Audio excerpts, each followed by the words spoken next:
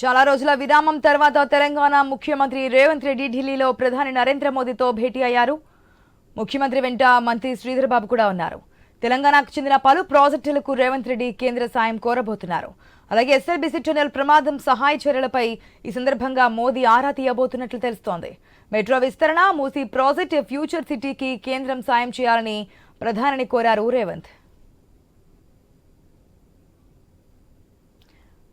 Right, Telangana CM Revanth Reddy ప్రధాని మోదీతో భేటీ అయినట్టుగా తెలుస్తోంది. ఏదైతే తెలంగాణ రాష్ట్రం డెవలప్మెంట్కి, ప్రాజెక్టుల అభివృద్ధికి సంబంధించి మాట్లాడబోతున్నట్టు తెలుస్తోంది. పూర్తి అప్డేట్స్ మా స్పెషల్ కరెస్పాండెంట్ సునీల్ ద్వారా తెలుసుకుందాం. సునీల్, భేటీ అయ్యారు సీఎం రేవంత్ రెడ్డి, మంత్రి శ్రీధర్ బాబు. కాసేపటి క్రితమే ప్రధాని నివాసానికి చేరుకున్న ఇద్దరు ప్రస్తుతానికైతే ఆ భేటీ కొనసాగిస్తున్నారు.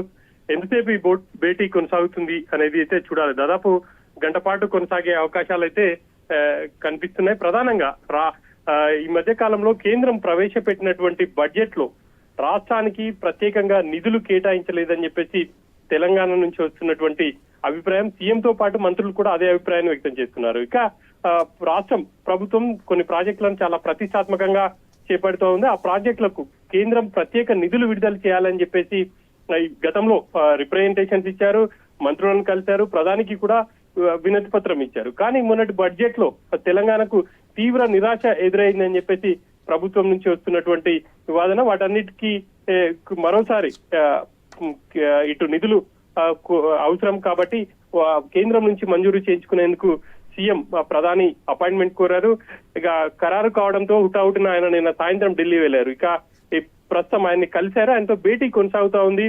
ఫ్యూచర్ సిటీ, అదేవిధంగా మెట్రో రైల్ విస్తరణ, regional ring road second phase, మరోవైపు మూసీ రివర్ ఫ్రంట్ కి సంబంధించి వీటన్నిటికి సంబంధించి నిధులను కేంద్రం నుంచి రాష్ట్ర ప్రభుత్వం ఆశిస్తా ఉంది. ఫ్యూచర్ సిటీకి సంబంధించి కూడా కేంద్రం నుంచి నిధులు కావాలని చెప్పేసి ఇప్పటికే ఆయా శాఖల మంత్రులకు వినతి పత్రం కూడా ఇచ్చారు. వీటన్నిటికి సంబంధించి ప్రధానితో ఇటు సీఎం కావచ్చు, అదేవిధంగా శ్రీధర్ బాబు ఇద్దరు కూడా చర్చిస్తున్నారు. ఇంకా ఏ అంశాలు కాకుండా ఈ మధ్య కాలంలో తెలంగాణలో ప్రభుత్వం కులగణనను దేశంలోనే మొట్టమొదటిసారిగా చేసిందని చెప్పేసి చెప్తున్నారు. గతంలో కొన్ని రాష్ట్రాలు చేసినప్పటికీ ఇబ్బందులు తలెత్తాయి, కానీ తెలంగాణలో ఎక్కడ కూడా ఎటువంటి సమస్యలు లేకుండా అన్ని వర్గాల డేటా కలెక్ట్ చేశాం. దాన్ని పార్లమెంట్ లో అమలు పార్లమెంట్ కి పంపిస్తాం.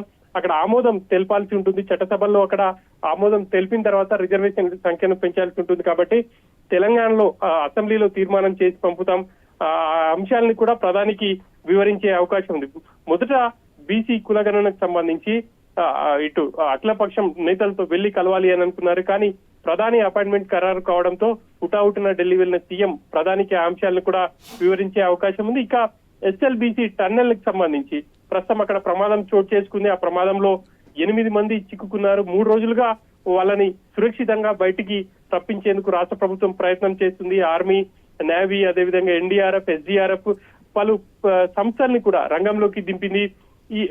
ఈ ఘటనకు సంబంధించి ప్రధాని మోడీ కూడా ఆరా తీశారు. సీఎం ఆ వివరాలను ఆయనకు ఫోన్ లో వివరించారు. ఇప్పుడు స్వయంగా ఆ వివరాలను ప్రధానికి వివరించడమే కాకుండా అవసరమైతే కేంద్ర సాయాన్ని కూడా తీసుకునే అవకాశాలు కనిపిస్తున్నాయి.